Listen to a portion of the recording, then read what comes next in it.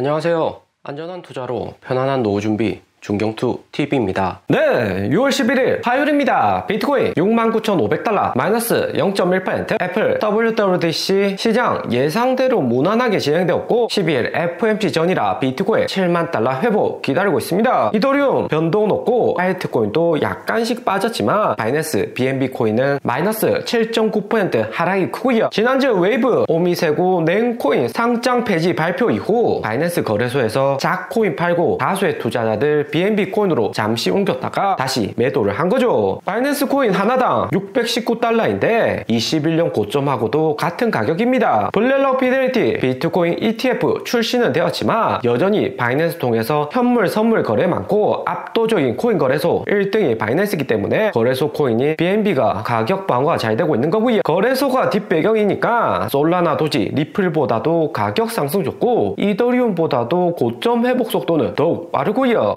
창펑저 3개월 있다 복귀하고 비트코인 이더리움 바이낸스가 많이 보유하고 있으니까 거대 해킹 사건 안 나오고서는 문 닫을 가능성은 매우 낮은 거죠. 창펑저도 4월에 미국 가면 재판받고 벌금 많이 냈지 미리 알고는 있었지만 큰 그림 그린 것 미국과의 관계 정상화한 다음에 바이낸스를 본격 키워보자는 생각일 수도 있습니다. 비트코인 도미어스는 11.4%로 5월 17일 52% 고점에 다가가고 있고 알트코인은 빠른 상승 안 나오고 있습니다. 바이낸스 코인 포함해서 작코인 위주로 하락은 지속되고 있고요. 새벽 동안 WWDC 개발자 회의 있었습니다. 애플 주가에서 보듯이 애프터장 포함 마이너스 2%인데 시장 예상 크게 넘어선 AI 호재는 없었다는 거고요. 중경투가 하루 전 이야기 드린 대로 오픈 AI와 협력을 공식화했고 하반기 ISO 18, 아이패드나 맥OS에도 애플의 새로운 AI를 적용한다고 합니다. 이번 애플 개발자 회의에 대해서 긍정보다는 부정적인 의견이 대부분인데 마이크로소프트, 엔비디아처럼 폭발적인 새로운 것이 없었고 투자자들 기대치도 매우 높았고요. 애플 실사용자 입장에서는 AI 개발 전략이 매우 실용적입니다. 중경투도 아이폰 10년 넘게 쓰지만 쉬리가 항상 아쉬웠고 넘쳐나는 사진이나 자료들 정리가 아이폰으로 쉽지가 않았고요. PC로 정리하기도 쉽지 않았는데 이번 쉬리 업데이트 통해서 보다 쉽게 과거 대화 내용 확인이 문서 요약이나 교정도 가능해졌고 원하는 사진도 빠르게 찾게 된다고 하고요. 증명서나 신분증도 쉬리 음성인식 통해서 찾을 수 있다고 합니다. 하반기 ISO 18 나오면 쉬리 성능 확실시 되는 거지만 희망적인 것은 앞으로 쉬리의 업데이트 지속한다는 거고요. 통화 녹음이나 오픈 AI의 챗GPT도 사용 가능은 하지만 아이폰 15 프로부터 가능해서 올해 9월 출시되는 아이폰 16부터는 본격 AI 폰으로 도약이 가능해 보입니다. 4년 전 아이폰 12에서 변화가 많았기 때문에 구매자도 당시에 역대급이었고요. 보통 아이폰 사용자들은 4년 5년 주기로 기기 변경을 하는데 올해 9월 16이 어떻게 나오냐에 따라서 애플의 매출과도 직접적으로 연결이 될 듯 하고요. 이번 AI 발표가 신규 유저 끌어올 만한 호재는 아니지만 기존의 아이폰 유저는 계속해서 아이폰을 사용할 만한 이유가 될 수 있습니다. 팀쿡 CEO는 우리 삶에서 필수적인 역할을 하고 있는 애플 인텔리전스 생산하고 있고 없어서는 안 될 존재라고 이야기를 했고요. 그리고 리플 CEO 지난주 컨센서스 발언이 재조명되고 있습니다. 도지코인이 업계에 도움은 안 되고 도지코인 반대하는 건 아니지만 사용 사례가 무엇인지 어떻게 실용적인지 모르겠다 의미심장한 말을 했습니다. 지난주 바이낸스에서 4가지 알트 상장 폐지 발표하고 상장 기준도 업로드하면서 제대로 된 CEO나 성장 플랜 없는 민코인 작코인들은 바이낸스 상폐 기준에 부합되는 코인들은 가격 하락이 빠르게 일어나고 있습니다. 하락 큰 순위 보면 아크 마이너스 7%, 피스 네트워크, 수익, 마스크 네트워크 마이너스 5%, 블러 밀크 웨이브도 마이너스 4%씩 계속해서 빠지고 있고요. 알트코인 시가총액도 보면 654밀리언으로 비트코인이나 메인 알트 크게 안 빠지지만 작코인 위주로 하락하면서 알트 시총도 600빌리언 핵심 지지라인에 도달해 갑니다. 최소 거래량 보면 약간씩 거래량 돌아오고 있는데 아토큰 3억, 크로노스 $10, 4억, 저스트, IOST 5억으로 지난 지난 주말 1억 2억보다는 2배 이상의 거래량으로 두심이 약간씩 돌아오고 있습니다. 한국도 6월 업비트 상장 폐지 기준 발표 앞두고 있는데 7월에는 가상자산법 시행도 남겨두고 있고요. 국산 자코인 운영자 사업자들 싹 쓸어버린다는 것으로 영업 종료 규율을 강화한다는 가상자산법입니다. 가상자산 이용자 보호 규제 책에 보면 예치금 분리 보관 의무와 동시에 불공정한 거래 행위 감시를 하는 거고요. 거기에 업비트, 빗썸 등 거래소의 자율 구제도 플러스 되는데 거래 지원 모범 사례, 감시 모범 사례 활용해서 규제를 확고히 만든다고 합니다. 5월하고 6월 이미 시범 적용했고 실무자 준법 교육이나 추가 현장 컨설팅까지 마친 상태고요. 이제는 7월 중간 점검 나오고 나서 한국 정부가 원하는 코인 규제 방향성 확고히 될 듯 합니다. 이렇게 되면 코인들 어떤 코인이 살아나고 어떤 코인이 삭제되는지 보다 확실시되고 장기로 생존할 수 있는 알트로는 신규 자금이 들어오는 거고요. 그리고 6월 10일 FOMC하고 동시에 CPI 인플레이션율도 발표가 됩니다. 이번에 발표된 CPI 컨센서스 발표되었는데 3.4%로 전달하고 같은 수치 나온다고 하고요. 코어 인플레이션율은 3.5%로 약간 낮은 수치인데 인플레이션율 보면 전달보다는 조금 오른다는 전망입니다. 이렇게 되면 새벽에 나올 FOMC 파월 의장 발언은 좀 더 강하게 나올 가능성이 높죠. 무엇보다 인플레이션율 유럽처럼 2% 아래로 내려가줘야 되는데 5.5% 고금리에도 당장 물가가 안 내려오니까 파월 의장 마냥 긍정적인 발언 할 수는 없는 입장입니다. 대신 이번 인플레이션율 발표에서 시장 예상보다 낮은 수치로 인플레이션 발표되면 파월 의장도 방향 급선회하면서 코인 시장이나 나스닥에 긍정적으로 워딩이 나올 수가 있고요. 무엇보다 국제유가 4월, 5월 이스라엘, 이란 충격에도 80달러 아래 잘 유지를 하고 있기 때문에 유가가 80달러 아래에서만 유지하며 물가 상승률도 제한적입니다. 바이든 대통령 올해 재선이 있기 때문에 인플레이션율 직접적인 영향 미치는 유가를 확실히 잡고 있는 거고요. 6월 10일 FOMC에서 금리 동결할 가능성은 99%고 9월 되어서나 금리 인하할 가능성이 45%, 동결 확률이 51%입니다. 11월 되어서나 금리 인하 가능하다는 입장이지만 이번 FOMC에서 파월 의장 강력히 발언하고 유가 더 떨어지고 인플레이션율 2% 나온다면 8월 잭슨으로 해서 금리 인하 시사하면서 9월 금리 인하 할 가능성은 높아지는 거죠. 때문에 이번 FOMC에서 파월 의장 부정적인 발언으로 시장 기대감 낮출 가능성은 높아 보입니다. 3월 점도표 나올 때 파월 의장 연설에서 보면 올해 금리 인하 2회에서 3회 한다고 기대감은 높였었지만 이제는 한 번 하기도 쉽지 않을 정도고 인플레이션율도 1월, 2월 둔화된다고 했지만 최근에는 둔화폭 작아지고 오히려 반등 올 가능성도 존재를 하고 있습니다. 이번 FOMC에서는 3월과 함께 점도표 발표되는 6월인데 3월에는 다수의 연준위원들 올해 3번 금리 인하한다면서 금리 내린다는 투표가 가장 많습니다. 대신 이번 발표에서 한 번 정도 인하하면 여기 2단계 상승한 5.25% 점도표가 증가를 하는 거고요. 점도표에서 관건은 내년 25년에 얼마만큼 금리 내릴 수 있냐는 전망인데 4.5%나 4.75%까지 올라갈 가능성도 높아 보입니다. 물가 쉽게 안 떨어지고 역사적으로 물가 한 번 높았다가 내려놓았지만 재반등하는 경우는 상당히 많았었고요. 그리고 이번 FOMC에서 연준위원들 전망하는 24년, 25년 미국 GDP 성장률과 실업률, 물가 변화도 매우 중요합니다. 3월에는 2.1% GDP 성장률이었지만 현재 1.6%까지 내려갔고 실업률은 4% 예상한 대로 움직이고 있고요. 물가는 2.4% 예상했었지만 여전히 PC 물가 2.8%, 2.9% 유지하면서 예상보다 빠르게 낮아지지는 않고 있습니다. 그리고 한국 삼성전자 주가 최근 55년 만에 첫 파업이나 임원 교체로 흔들리고 있는데 1995년 미국